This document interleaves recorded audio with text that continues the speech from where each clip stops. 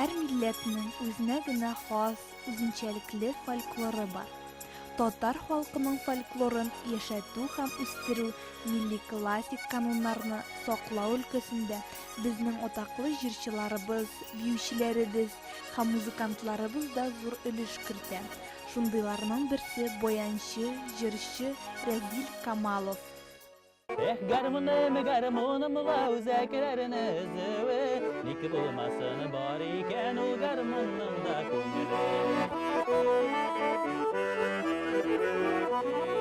Баянга минем кызыксыну белек чактан башлап тәрбия бирелде дип әйтергә кирәк. Өйдә бик күп уен кораллары бар иде. Гитара, мандолина, баяннар, хромка гармоннары. Мин белеки булгач, хромкаларда уйный алмагач, миңа белеки генә мондый пластмас баяннар алып бирәләр, шуңарда уйнап тәрбияләндем.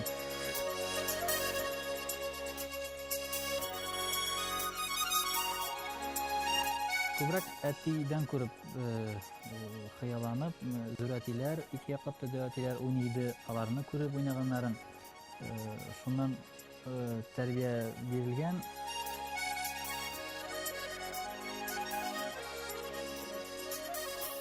Разилнең бала чактан ук музыкага сәләте ачыла. Шуңа әти-әнисе уйламый да 6нчы сыйныфта музыка мәктәбенә укырга кертәләр. Аннары 9нчы сыйныфны тәмамлагач Уфа сәнгать училищесына керә. Укып бетергәч күңеле күптәннән зарыгып көткән Казан шәһәренә юл тота. Казан шәһәре ул сәнгатьне бик хөрмәт итә, сәнгатьне яратучыларны һәм үзләрен ашырга мөмкинчелекләр монда күп, бик күп. Үзеңне ничек күрсәтәсең, шул хәтлем ашырылырга мөмкинлек бар. 2009 елда күңелем тартты Казанга, гүзәл Казанга. Күптән кызыгып йөридем, фотолар карап, туганнар да монда бик күп яшиләр, дуслар. Ник монда кермисең, монда бик күп уку йортлары бар дип инде. Документларны җыеп, сумкаларны тутырып, киттем дә бардым үзем Казанга, укырга кирдем. Казан дәүләт мәдәният һәм сәнгать университетына. Әргә тиклем уку бара, 5нче курска хәтлем җиттем, Аллаһка шөкер. Разилнең язмышы тулысынча иҗат белән бәйләнеп килә. Үзенең тормыш иптәшендә ул сәнгать аша тапкан. Танышу китте интернет челтәреннән дип әйтик. Бу бик спорный сораулар ике яктан да. Интернет челтәрендә ул минем фотога лайк куйды дип әйттем. Ләкин ул минем белән килешми. Ул куймадым ди. Мин син куйдың дим. Шуннан күреп, мен әйтәм, Рафина Җанюлина куйган икән фотоны.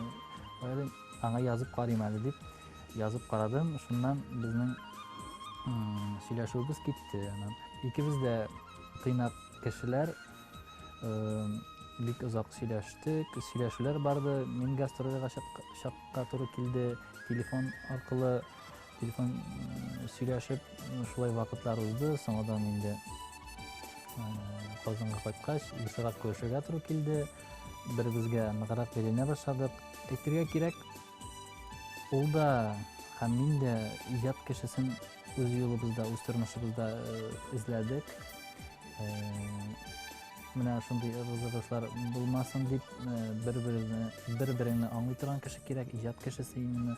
Әлеге барган юлымны ныклап, төпләп алып барырга шул юл буенча алга табан яңа җырлар, яңа репертуарлар җиткерергә, Рафина белән яңа җырлар җырлап, зур шәхес булырга ясын, татар халкына кирәкле булып, кирәкле баянчы, менә күптән түгел бер җырда иҗат иткән үземнеке. Бәлки үземнең композитор сәләте дә ачылып китер киләчәккә.